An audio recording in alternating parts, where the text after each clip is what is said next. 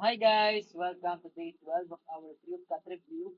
And nandito naman tayo ngayon sa science portion. Ang topic natin for today is animals, form and function. Again guys, this is a review kung saan tinuturo ko sa inyo yung mga concepts na lalabas sa UCAT. So start na natin agad.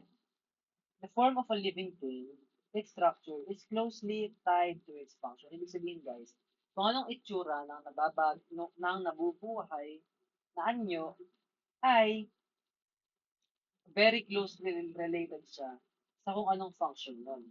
Sa kung paano siya nabubuhay. This relationship between anatomy, which is the study of structure, and physiology, which is the study of function, is central to understanding the animal kingdom.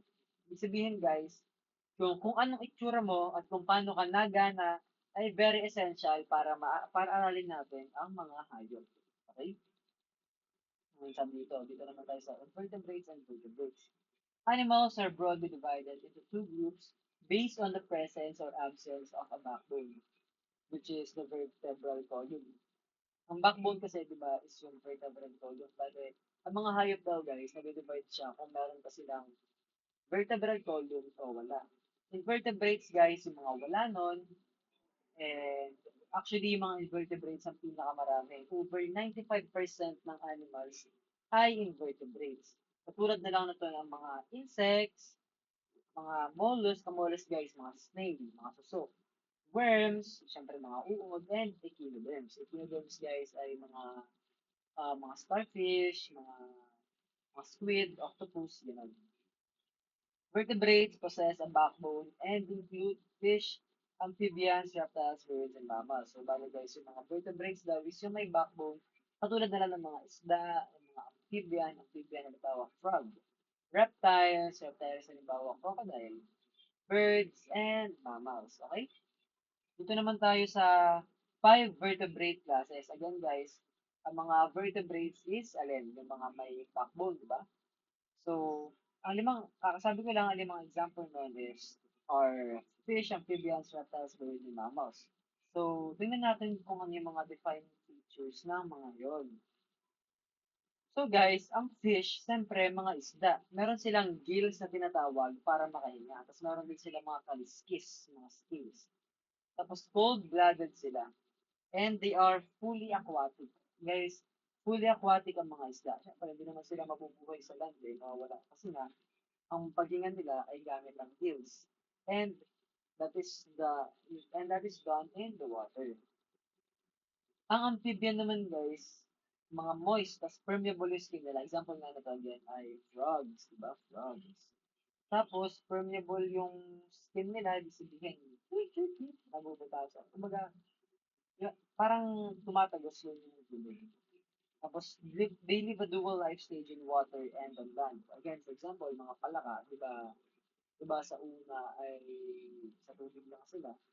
Tapos, nagiging nasa ano na sila, nakakaakyat na sila sa lupa. It's called dragon doon. Tapos, dito naman tayo sa reptiles.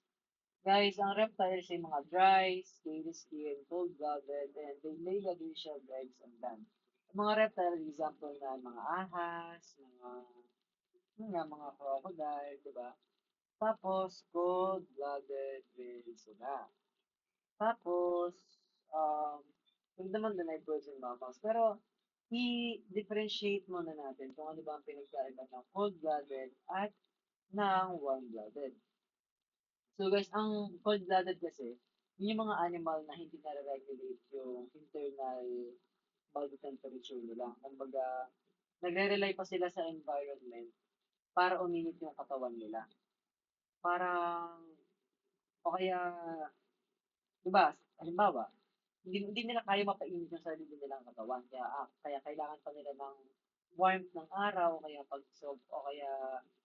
kaya kapag sobrang init na nila, kailangan nila ng shade para lumamig, gano'n.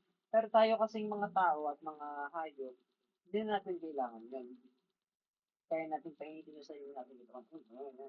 Ganun ka lang, init na katawan mo, di ba? So, yun nga, guys, ang birds, syempre, may mga feathers sila. Ano ba Tagalog ng feathers? Ano mo Tagalog ng feathers? Pero, And warm-blooded sila. Warm-blooded guys, ibig sabihin kaya nilang pahinga sa sarili nilang katawan. Tapos meron silang hard-shelled eggs and hollow bones adapted for flight. Hollow yung bones nila guys para makalipad sila. Yung mabigat. Tapos sa mga mammals, katulad mo, mammal ka or mammal din ako, pati yung aso yung mammal yun. Hair or fur ang meron tayo. Tapos tayo ay warm-blooded, mostly of live birth, married plants produce milk for their young. So, live birth just means na hindi ka nakashell. Ikaw na yung lalabas. Yun. So, ito, may ibang example tayo dito. So, ito yung salitan niya. So, dito tayo sa number 3. From cells to organism. Levels of biological organization. Living things are organized in a hierarchy of increasing complexity. Kasi di ba guys, nasabi na natin in the past video na a characteristic of life is that it is organized. Kasi nga, di ba, from cell, nagiging tissue, nagiging organ system, magiging organism. Yun lang yung ibig sabihin na organized, na mayroon tayong tinatawag na biological organization. Yun lang yun. Kasi ito naman tayo sa types of animal tissues. Ang dami, no?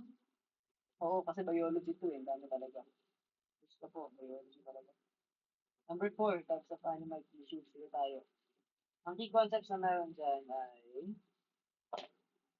Um, merong apat kasi na type ang animal tissues, which are epithelial, connective, muscle tissue, and nervous tissue.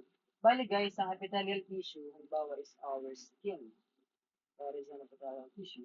Sheets of tightly packed cells that cover body surfaces and line internal organs and cavities, classified by layer count, which are either simple or stratified, and cell shape. Kasi nga di ba guys, yung napag-aaralan nila ito sa gen tayo, kung may gen tayo pa kayo.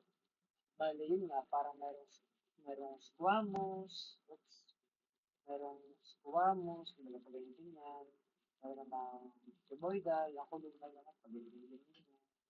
Bale, yun nga, so meron tayong, merong simple squamous, simple cuboidal, simple columnar, merong stratified squamous, stratified ganun.